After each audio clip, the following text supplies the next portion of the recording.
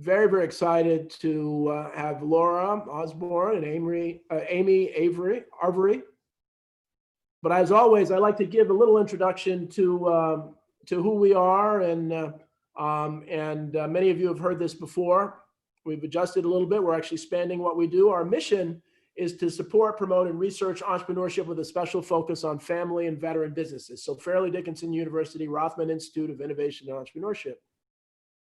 Our programs for the last 30 years, we've had a Family Business Alliance where we do everything from having a speaker series, as well as doing mentoring sessions and a CEO roundtable programs. We have student programs to support student entrepreneurship, a Veterans Launching Ventures program we've had for 10 years.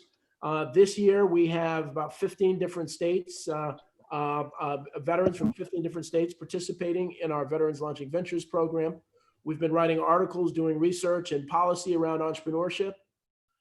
We've done strategic planning. So if any organizations out there are looking for people to do strategic planning, we do a lot of work with families, small and even larger businesses. We're really starting to do more with urban businesses. We do leadership, sales, and diversity training. And we actually are now starting executive certification programs. We have a Society for Human Resource Management group we're talking to, and we're going to do more of these certification programs going forward.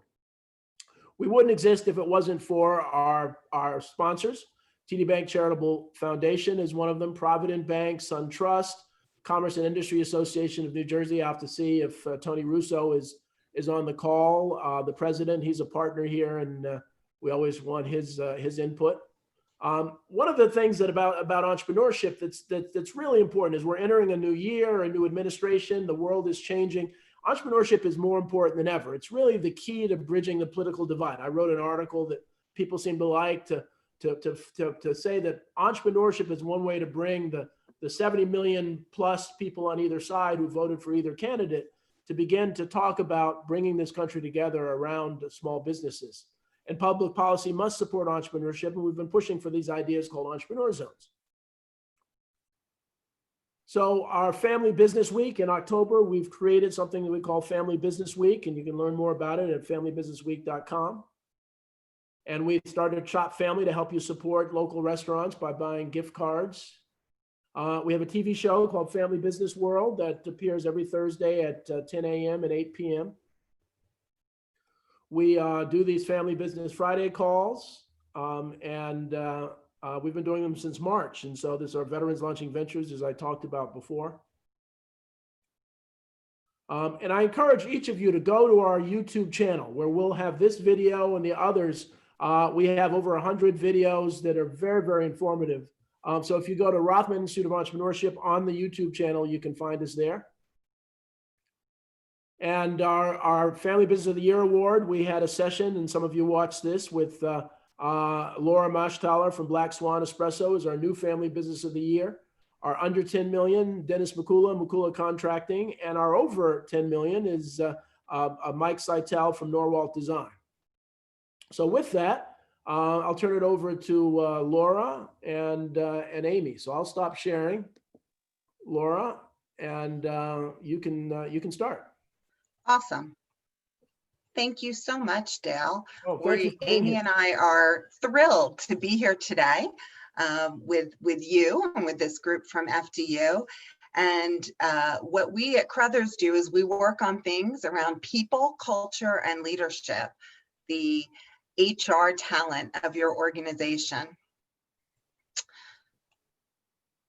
So I think one of the things we wanted to talk about today were the top kind of 5 issues that we're hearing in this fourth quarter of 2020.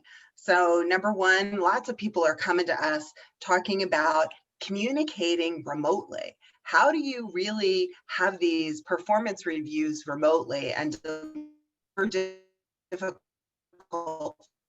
feedback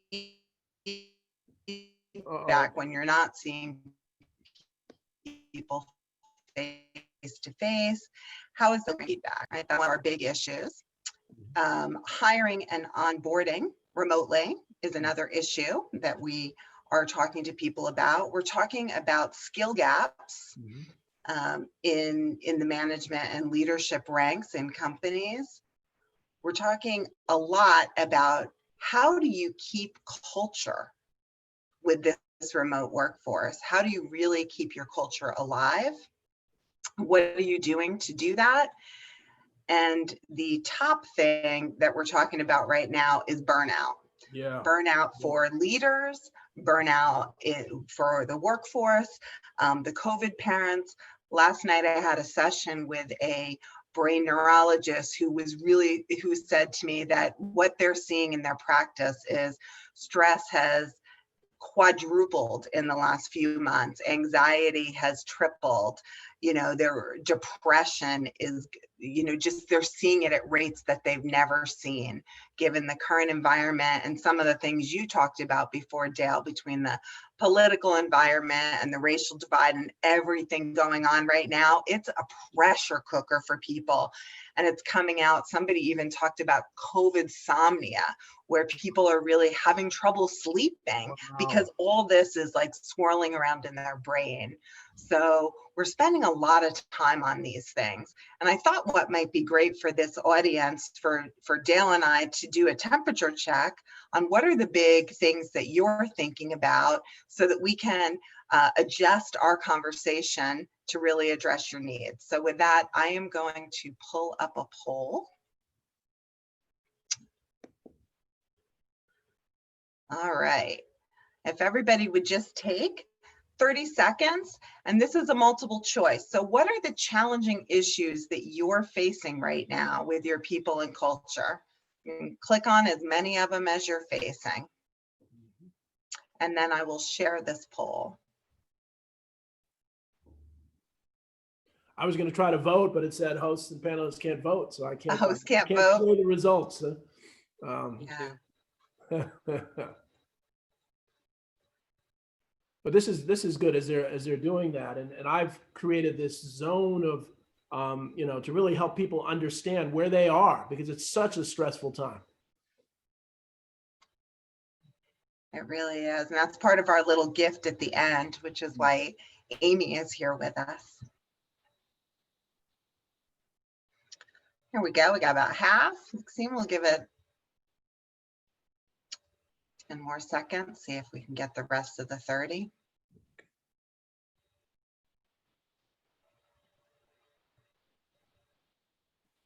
I'm curious to see what people say.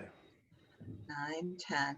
Okay, last votes. Here we go. I'm going to end the polling.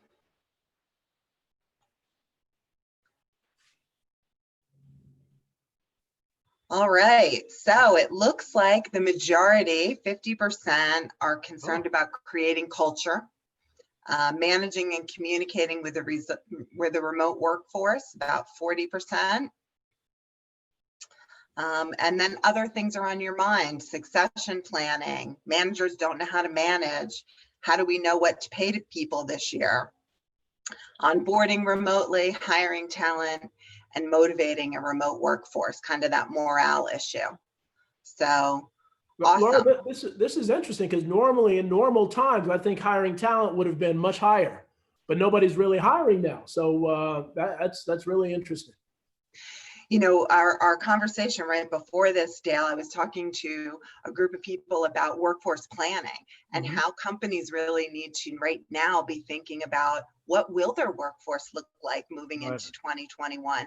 Are they going to use a contingent workforce? Do they need more part-timers? Can they hire from different geography? What's changing? Do they need to hire more senior people because onboarding junior people remote is just too hard? Right? So a lot of conversations about that workforce planning before we get to hiring. All right, so I'm going to stop sharing these results. Hopefully this was useful. So for us, since burnout and that stress is such a big thing that we've been talking about lately, we've talked about a couple ways to really rethink your stress. Amy, you could probably even talk about this one better than me, that catalyst. Why don't I let you do number one? Oh, right. So thinking about the positive changes that have come from COVID, regardless of the stress, thinking about what has come because of it. sometimes when we're moving along in life, our direction must change for whatever reason, and we aren't able to do that. Something happens that causes us to have to see things differently and experience things differently, learn something new.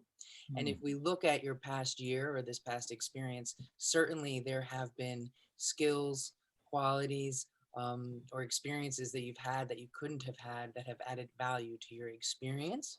And that's just the start, for sure. Yeah, kind of that looking at the glass half full. Right. Another thing that really helps that burnout, or COVID brain, as we call it, is chilling out with the right tunes. So it has been actually proven that if you have some music on in the background, your brain is constantly searching right now for answers to some of these questions that we don't have answers for.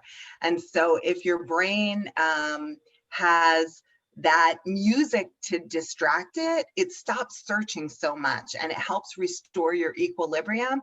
And it also usually makes you happy because if you put on the music you like, it's just a nice background.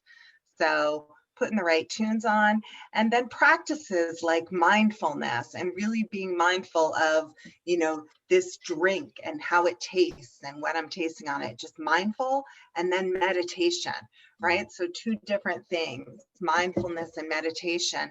Those exercises help focus your brain, your breathing, and really can help actually restore your brain mass that is getting a little fuzzy right now. Because I don't know if, like me, many of you are experiencing lots of kind of forgetfulness and confusion, kind of that COVID brain.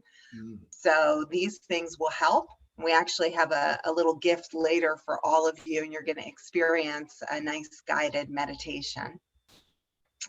So those are some tips that I think might help folks as we move into this stressful season. And then the last one is to practice gratitude in whatever way you practice. We have a couple ways that we think about showing our employees gratitude in addition to your family members. Sometimes sending them a note. I have lots of clients who talk about buying gifts and doing things. And I said, almost more meaningful is if you take the time to send your employees a note and tell them why you're thankful for them, what they've done for your organization that's been so wonderful. And if you want to kind of double and triple, quadruple that impact, send that note instead of to them, to their children. Send their children a note.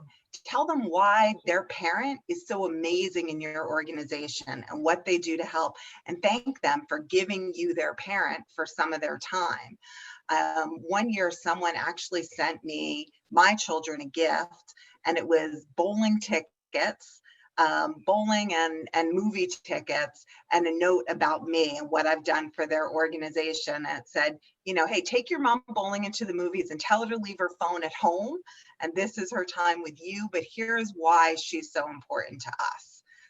One of our clients, and that was crazy meaningful for me and my kids. So there's an idea that I think maybe people haven't seen.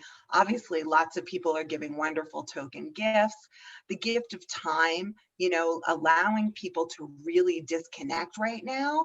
We've had in this 24-hour work zone where we're all at home, I think we've heard a lot about people are on all the time and they feel that they get pinged and they've got to respond on the weekends at night when they usually would be shutting down and leaving the office. You're not leaving anymore.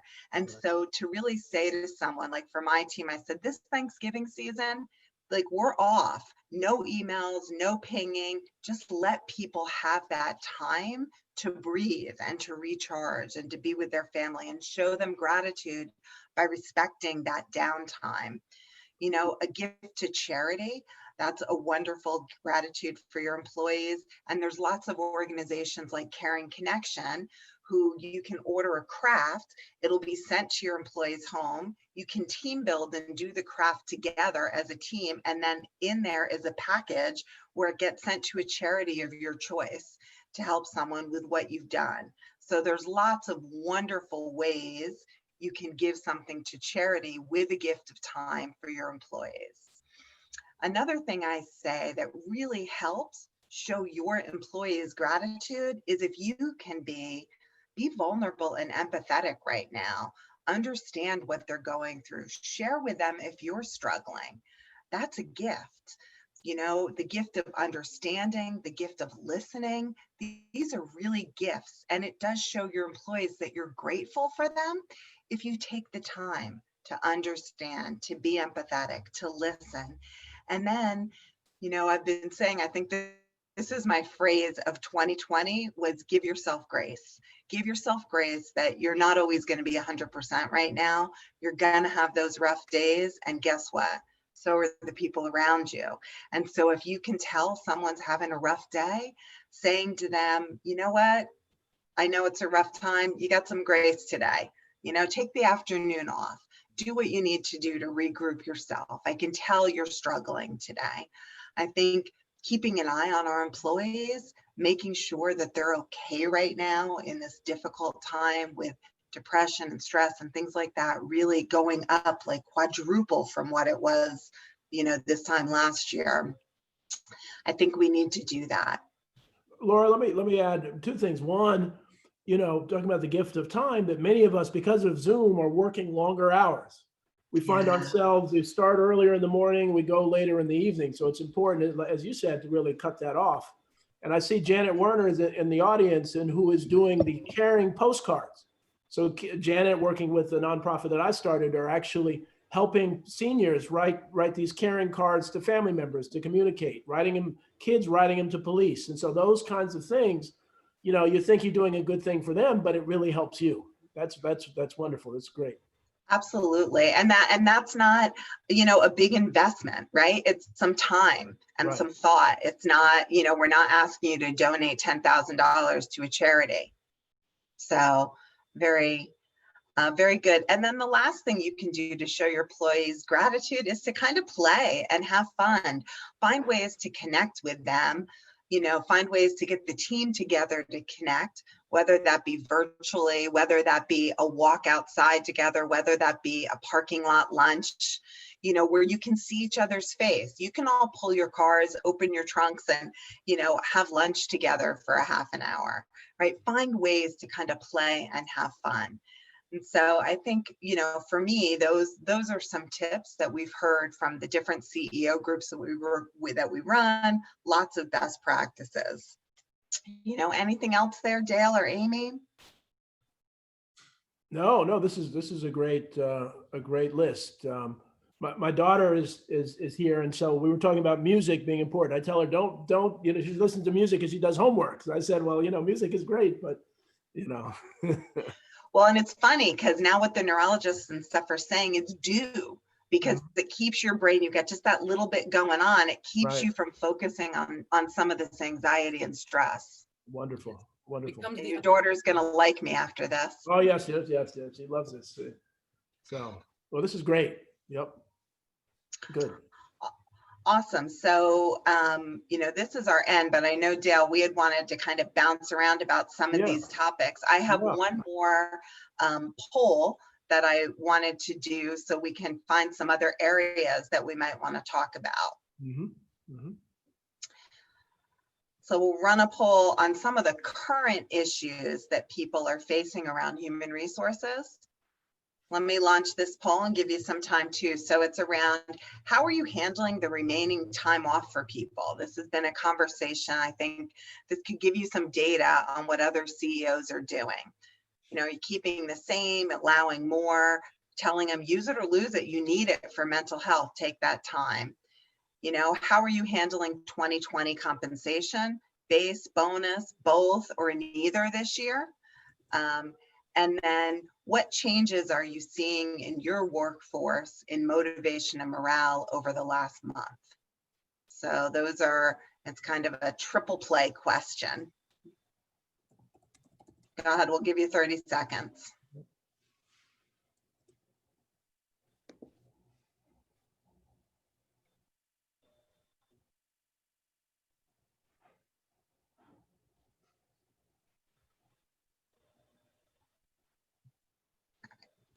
I'm curious about these answers.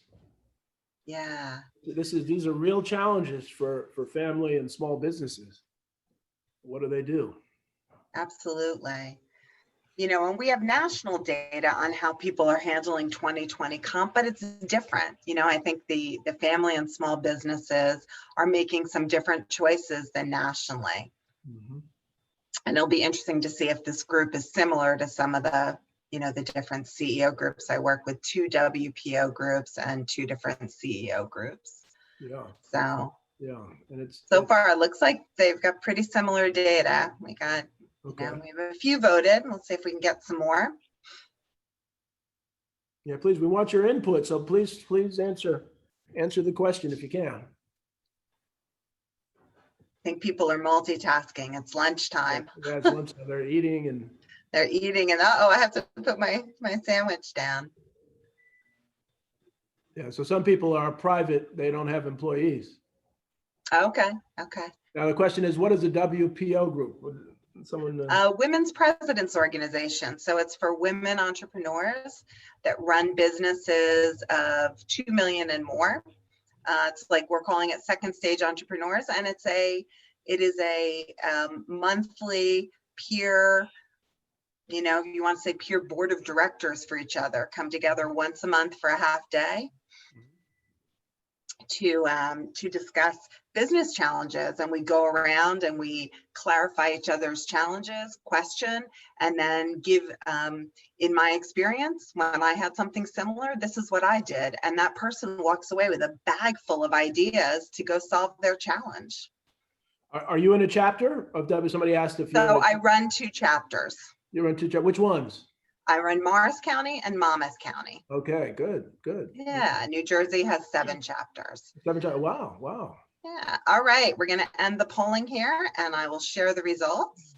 So people Okay. are keeping their same policy for Wow. time off, which in general, that's what I'm hearing from most CEOs. A few people have chosen to pay out unused time off.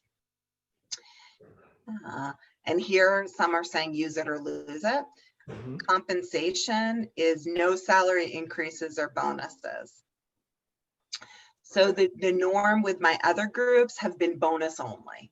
People are holding salaries flat, not really knowing what 2021 is going to bring, but most of them were paying some kind of a bonus to staff. Right. So this group is not able to do that.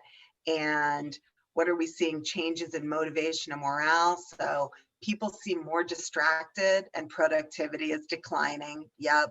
COVID rise is really impacting people in many ways. Mental health is a big concern. Absolutely. Yeah, people are starting to struggle. The working parents really struggling now that schools are starting to shut down again. Yep. Right. And some people are seeing no change. So interesting. The group that I did earlier this week, it was 20 women CEOs.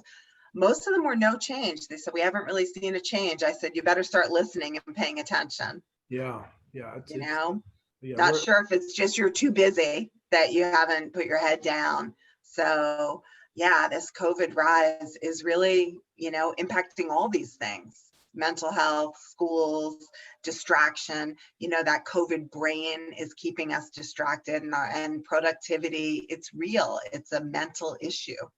it's very real. And I mean, the good news is, and we can talk some more about this, is that with some vaccines on the horizon, that should give people some confidence, but people aren't sure whether the vaccines work. But keep that list up. I'd like to talk a little Oh, more you want to go about. back to that? Okay. Yeah, keep the you know, the, oh no, I was gonna say keep the PowerPoint you have up. We can talk about Oh, that. okay.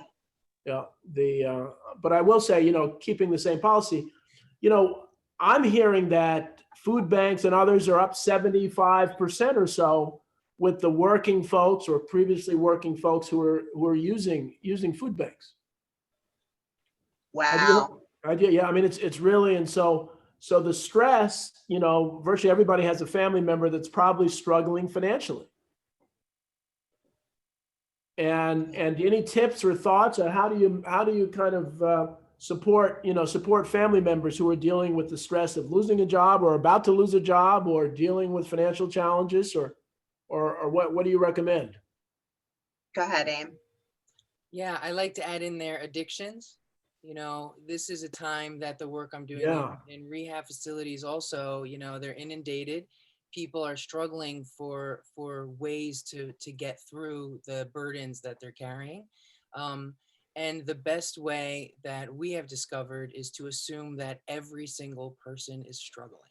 Yeah. Yeah. And we are all doing our best to do our best, Hmm. right? To hold on and meet the expectations that have been, and to make it through whatever project needs them to make it through, or whatever focus needs to be put on. People are doing their very best to seem as if they are doing their very best. Everyone is struggling. Hmm.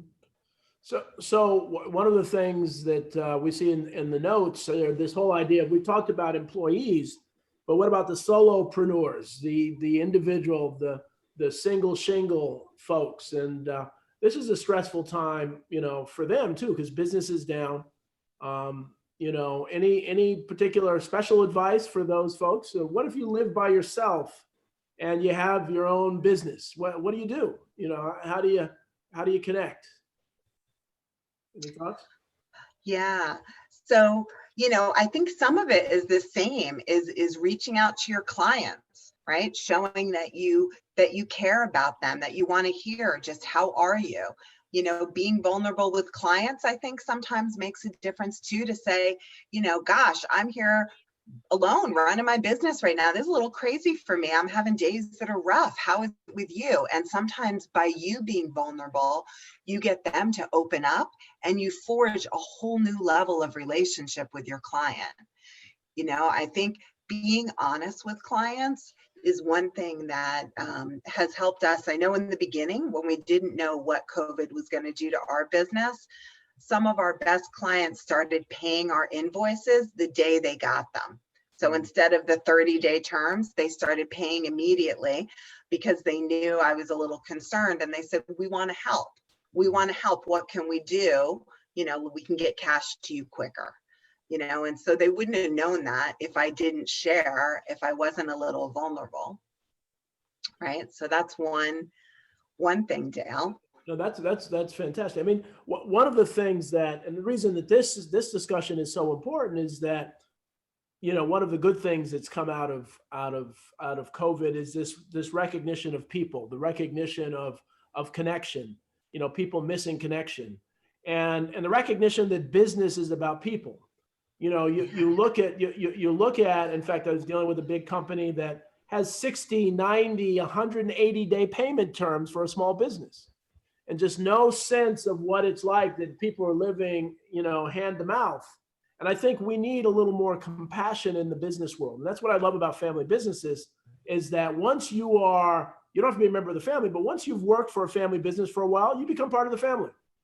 And I submit they're the best places to work, better than nonprofits, better than government, better than big business, is family businesses really are, because they treat people as family. And I just saw a family business that was actually looking for donations so that they could keep their employees employed, that they didn't have enough revenue. And so we need to really understand that the people side of things. I'd like to add, Dale, to that's why the managing of the stress is so important, because now's the time for those family-owned places and for those solopreneurs to be able to tap into their creativity. Now is the time for them to reach beyond what has been expected or what the norm has been up till now. The rules have collapsed. The world has changed. Now is your opportunity to take your thing and adjust it in a way that will work in this new world that we're creating. So now a comment, we're getting more kind of chats about this. So this is really hitting home. So the suggestion about being vulnerable is, it can be dangerous with clients. There's a level of vulnerability. You want to speak to that? Sure. And I think that was an old reel. Mhm. You know, I think that now with what we've been going through, it's created a new norm. And part of that new norm is people are being a little more vulnerable, right? We're all in our homes and our kids walk in. And one of my colleagues, her son walked in without his pants on in the middle of a call. Like there's stuff happening that like does not normally happen in the business world. Your dog is barking and you know, and people are having down days. And I think that it's allowed us to hit a different level of vulnerability in relationships. And I think that we've proven that the best leaders from all of our research, the best leaders are the ones that are empathetic and vulnerable and understand and listen. And so if you can give that gift to your client, of being that with them and allowing them that to come back. So I kind of disagree. I agree that boundaries, you know, boundaries are important, that you keep the boundaries for yourself on what's acceptable and not what you're going to own and what isn't yours. But in terms of what you choose to share, it's still up to you. You know, and but I do think that it's a different world right now. Yeah, it really is a different world. And so I do a lot of training with leadership and sales and others, and I use this intelligent influence model, which is all built on our personal influences, that we're all products of our influence. And so I use the analogy of music, that we all have our own music. You know, we grew up with, and the research shows our musical taste developed between ages 14 and 24. And it doesn't mean you don't like other stuff, but that's when your brain's developing. And so we each have our own music. And it's fun when you get into it to understand other people's music, other styles, other influences, to go out of your way. And that's actually a great sales technique, to really understand from whence the other people come. But we so often look at people, well, you're part of a category. So, you know, you're 35 and, you know, you're a woman and this is what you know. Everybody's an individual. And I'm hoping that the post-COVID gets us back to really appreciating each other and appreciating our own influences in music, so that we can, you know, we can work together. And it is a great way to grow your business. Yeah, you know, and I want to just, one other thing came to me as you were talking around vulnerability is, I don't know if anybody's familiar with some of the work of Dr. Brene Brown, right? And she says you can't get to courage without vulnerability. And an example, I think, which might be part of this boundaries that you're talking about with the question is, it's not vulnerable to go blah, like, and tell everybody everything, right? Like to put on Facebook, you know, my husband and I are having divorce and we told my kids tonight and they were crying and hysterical, and like, that's not being vulnerable. That's like oversharing, right? You know, there is a difference between oversharing in a way that makes people uncomfortable and like truly being vulnerable, right? So I would suggest that, you know, if you haven't listened to any of Brene Brown's podcast, she does a way better job at this than me. Well, and the other thing too, and I'll Amy, to tie you in, and so I've become a big believer in mindfulness. I ran an urban school. I'm involved in the Brunswick School Board, and we work with students, and many of the students had what looked like post-traumatic stress disorder, but it wasn't post, it was continuous, that they went to a beautiful school, but they were in a challenging neighborhood. And so I coined a term called urban traumatic stress disorder, and did some research on neuroscience and found that mindfulness, secular version of meditation, 15 minutes a day actually reduces recidivism and improves student performance. And so one of the things in working with Janet and others, we're trying to do trauma-informed job training to really help folks who are in a community to really work and really coach them as they get into a job. And so talk a little more about mindfulness. I know you're going to put us through it, but how did you get into doing mindfulness and stress relief? Thank you so much. So I never knew about this until later in life, and I went through a personal crisis. My world kind of came crumbling down as I once knew it, and I didn't really have the skills or the know-how to go through. Someone introduced me to meditation, which suddenly allowed me to have momentary glimpses of hope and happiness. And I was very curious how that could be when the situation hadn't changed. So how can circumstances be bad and we feel bad, and circumstances be bad and we feel good? That made me very, very curious, and it led me down this very deep rabbit hole, which included learning the technique of hypnosis, which is really just a technique that we can use in order to adjust our thinking, clear all that static, and allow ourselves to feel and believe all those things that we really want to feel and believe. And the thing about hypnosis is that it's a naturally occurring brain state. We have entered into it every single day since the moment we're born. We go through it when we go to sleep. We go through it when we wake up. When we're concentrating and focused on something, we are usually in it. It's just a different frequency in which we process information differently. So learning how to get into it allows you the ability to clear all the static, all the stress, all of those voices yelling at you all day that you're not doing it good enough. Quiets everything down so you can actually see the resolution of the problem or the piece of the puzzle that you haven't been able to put in to make the picture work. It allows you to move forward in a proactive way that aligns you with what you desire. And so the I always ask the simple questions of, the TV shows that you hypnotize people to do things they don't want to do. That doesn't really work, does it? It's not a real thing. Yeah, it's not a real thing. Right. Yeah, nobody could make anyone else do or believe anything they don't really want to do or believe, right?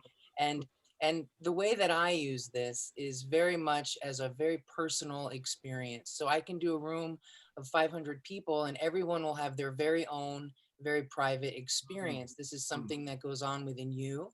I guide you through it. You just get to relax and enjoy the imagery if you'd like.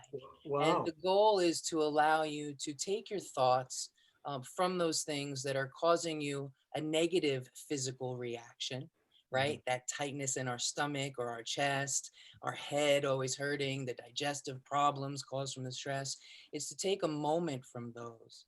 And we allow all of that static to clear and we feel that peace that allows us to feel hopeful. That allows us to see the solutions and the resolutions, that allows us to be open to receiving all of those things that we've been asking for.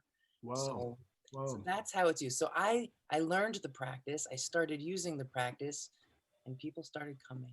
And through the years, I've worked with now doctors and therapists and schools and companies. We've used hypnosis in surgery. We've spoken on TV. We've got some books. This has just grown because the information is so incredibly helpful and every single person has the ability to do this. So I'm grateful to be here and I'm grateful for Laura because we've created amazing programs together that have allowed companies and individuals to learn these little techniques so that they move through their experiences differently. Their performance is enhanced. They can find joy in their lives again. It's incredible stuff. I often say that if I was going back through school again, I would really study neuroscience because it's amazing how little we really know about the brain, and the brain controls everything.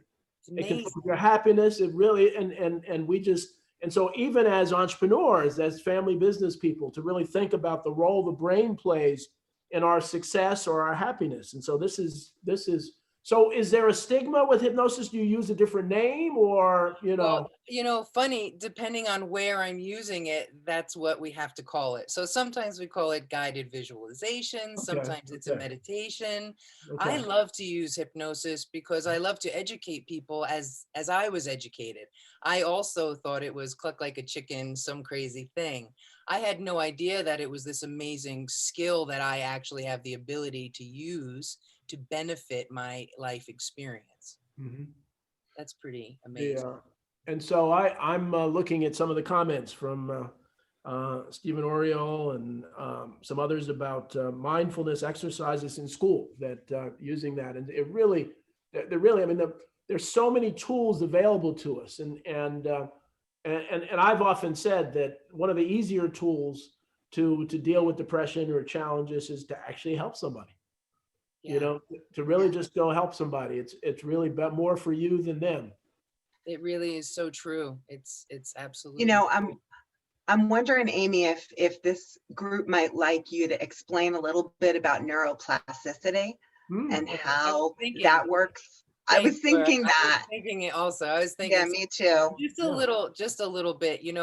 sometimes we move through life and we've been told things like, you are who you are, it is what it is. And that is so far from the reality of how we work and how our brain works and how our experience evolves.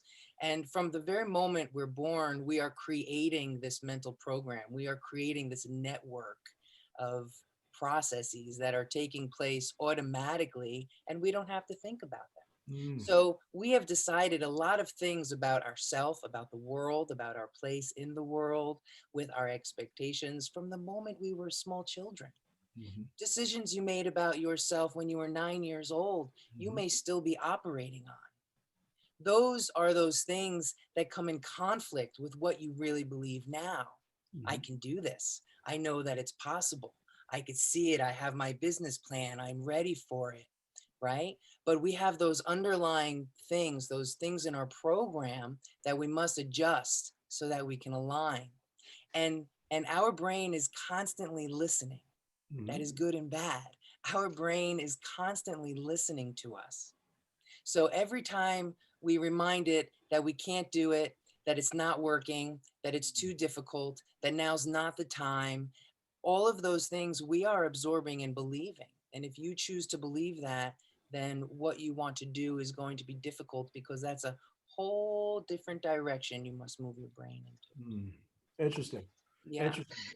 So meditation is a great way to practice thinking how you want to think, so that you can remove yourself from the automatic program that is preventing you from thinking and being as you desire. Right, right. And so now, do you have a book? Now, what do you have your book about this? You want to Sure. show So I your have book? You two have one books. here? I have a book for children. It's Okay. a hypnotic bedtime story. Oh, It's called wow. The Magic Box, a hypnotic bedtime story, and that is to help children under the age of 12 learn how to put themselves to sleep calmly, and also take all their stresses, insecurities, and worries and transform them into confidence and strength. Wonderful. Yes. And then I have another book called Limitless, A Guide to Finding Your Greatest Self.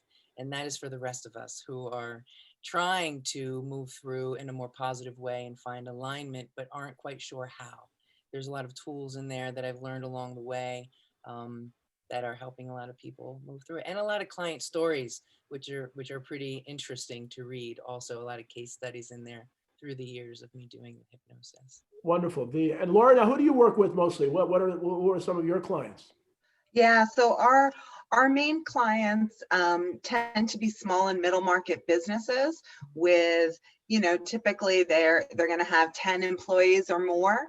10 to 200 is kind of our sweet spot. And we work with them. We're doing a lot of performance management, compensation redesign, management and leadership training, coaching, group coaching, individual coaching, leadership coaching, so that's the group that we work with, lots of CEOs, One of our comments, Thomas Tweet said, there's a great book that this is your brain. Let me see what he on was saying. music. Yeah, this is your brain on music. So, which is in one of our programs that Laura and I run, the 4-week program, we go through how to feed your senses during the day so that you can feel a sense of what you want. Music is a wonderful one to incorporate into your hearing that we're gathering all the time. So it's such an important thing. Yeah. So this is, this is so important because, we say, oh, well, what does this have to do with about business? And what do you do? But we so often forget it's about people. And I often say that technology has made people more important than ever, because technology can take care of everything but the human interaction. And so as I teach my 16-year-old daughter, is human interaction skills.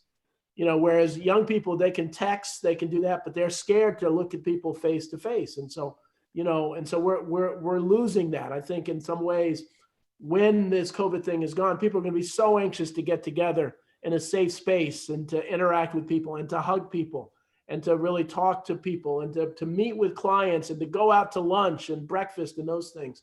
And so I think as we prepare, I'm hoping that this time isn't wasted for, it's an opportunity for people to really do some self-examination, to really think about themselves, about their life, about why they're on earth. what they do. One of the things that I do a lot of coaching of people with careers, and I say, it's not about your job, but think about when you're 90 and you look back on your life, what is it that you want to have accomplished?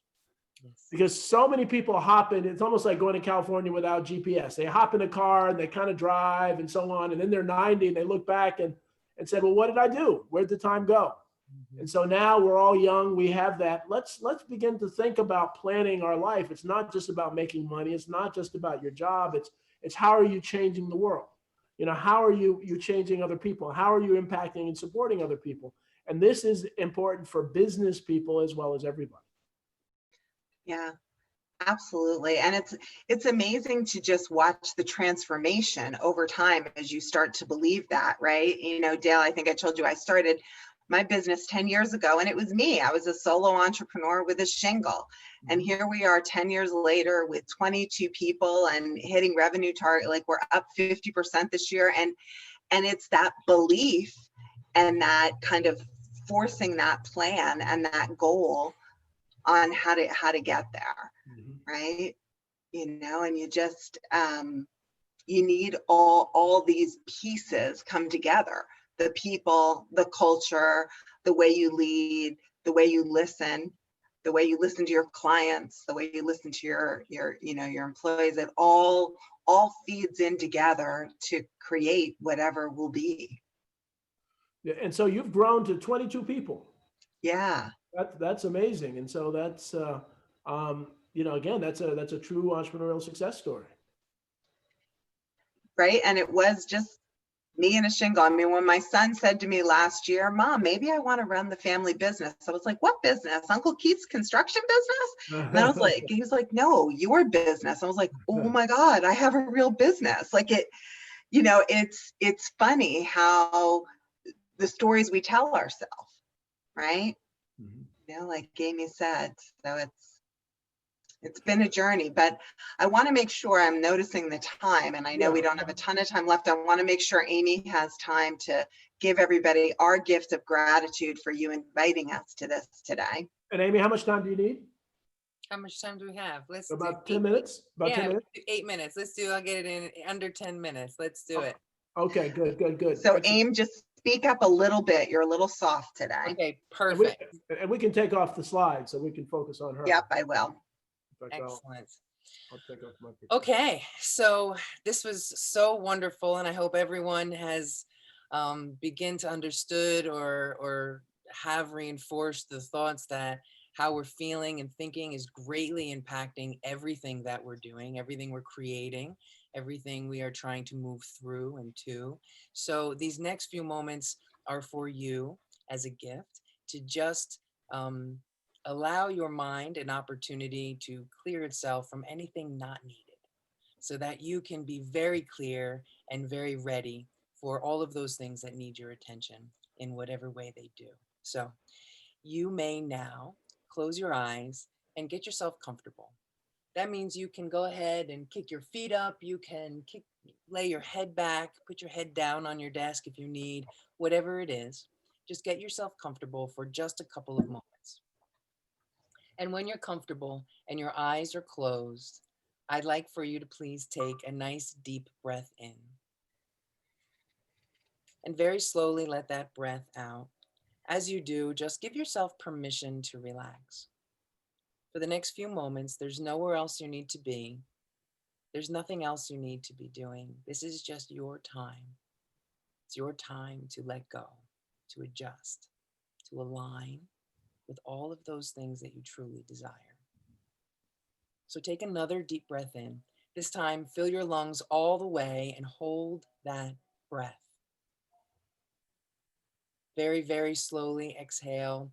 Feel your shoulders drop down. Feel your arms drop down, your forearms, your wrists, your hands, even your fingers, let them get nice and comfortable.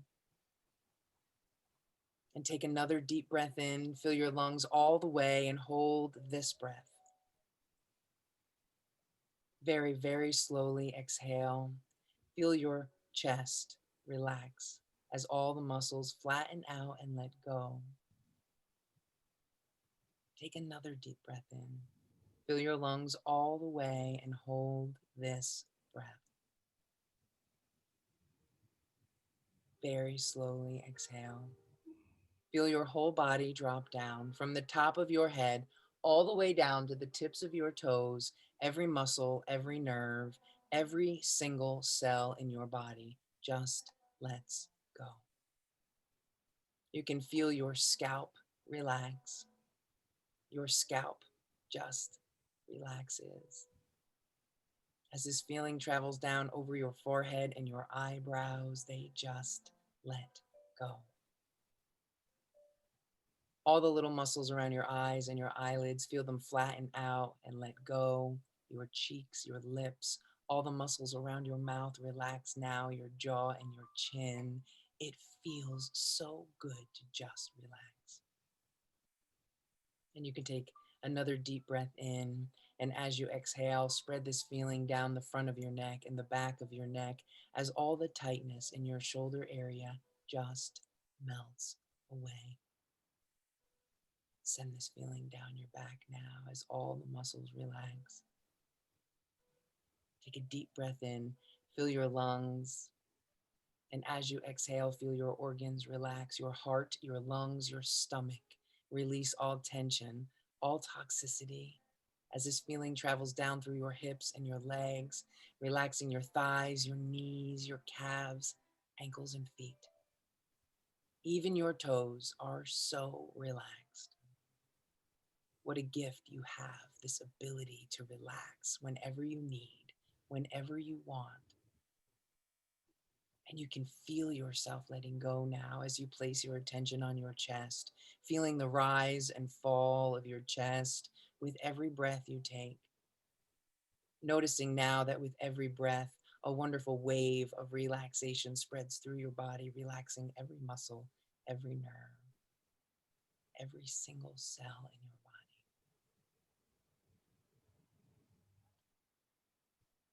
And you can enjoy this feeling now as you imagine yourself at the top of a very beautiful staircase.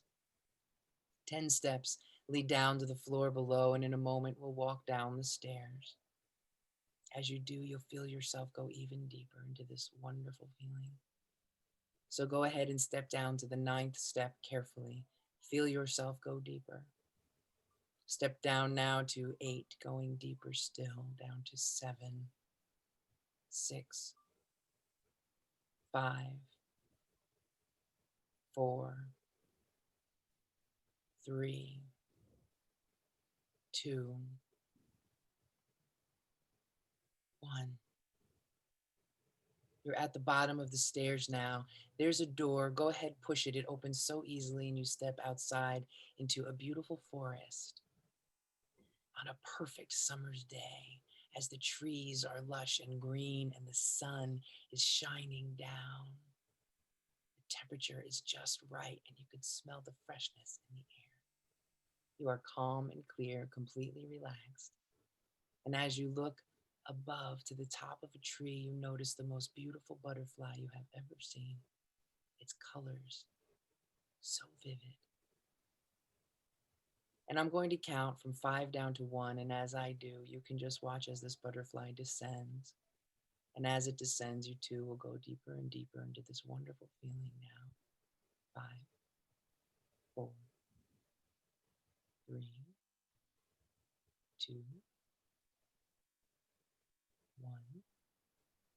The butterfly lands, and so too are you, completely relaxed.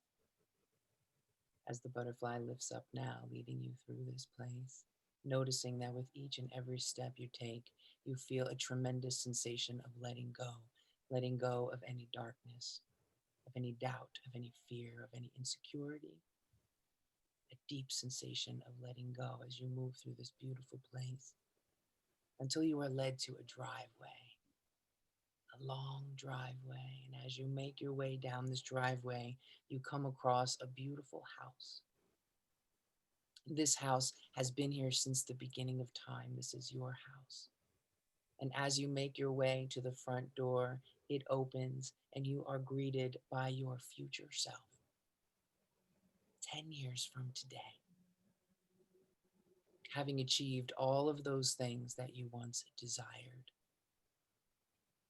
And your future self greets you with great love and walks you through this beautiful place out through the back door as you sit together, observing the most beautiful scene. And I'm going to count from 1 to 10 as I do. You can take this moment to ask or say whatever you'd like with your future self. This is your time. You may receive an answer in the shape of a nod or knowing. 1, 2, 3, 4, 5, 6, 7, 8, 9, 10.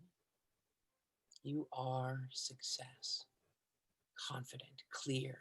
You are a problem solver. You find yourself sleeping very well at night, waking in the morning refreshed with a new motivation for this experience that you are creating. Passionate, focused, open, ready. This is you. You are limitless. These suggestions take effect immediately. They grow stronger and stronger with every single breath you take. In a moment, I'm going to count from 1 to 5. At the count of 5, you'll open your eyes, feeling refreshed and very awake. You'll have wonderful thoughts flowing through your mind, wonderful feelings flowing through your body. 1, 2, 3, remembering the helpful suggestions. 4 and 5, eyes open, out of meditation, feeling refreshed and very awake. Wonderful. That was very, very powerful. In just 8 minutes. Amazing what we can do in 8 minutes, huh? It really is. And well, you have the perfect voice for it too. So Thank you. Thanks.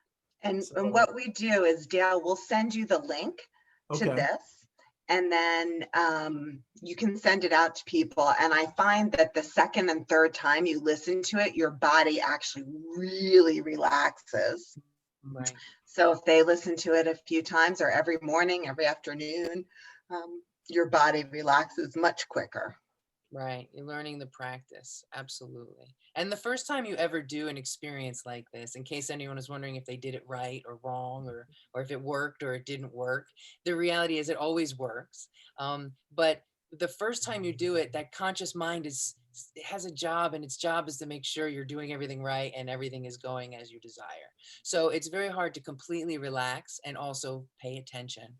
So on the first time, you're kind of stuck in that. So as Laura said, continue listening. The experience will change for you each time. And each time you do, you give yourself a moment of relief from everything so that you could step back in a little more charged up, clear, and ready. And as you see in the comments, people are thanking you. It was very, very helpful.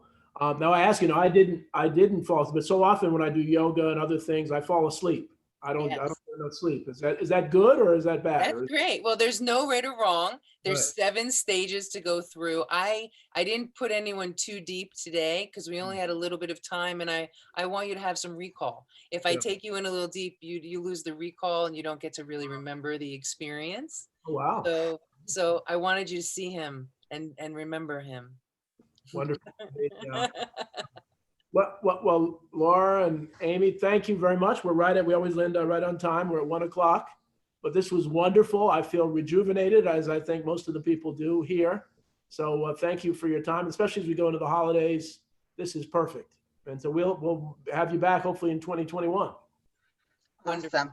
Well, thank you. And I wish everybody a wonderful, happy, healthy holiday season. Well, thank you all for tuning in, and we will see you at our next Family Business Week session. So take care. Goodbye, everybody. Bye-bye.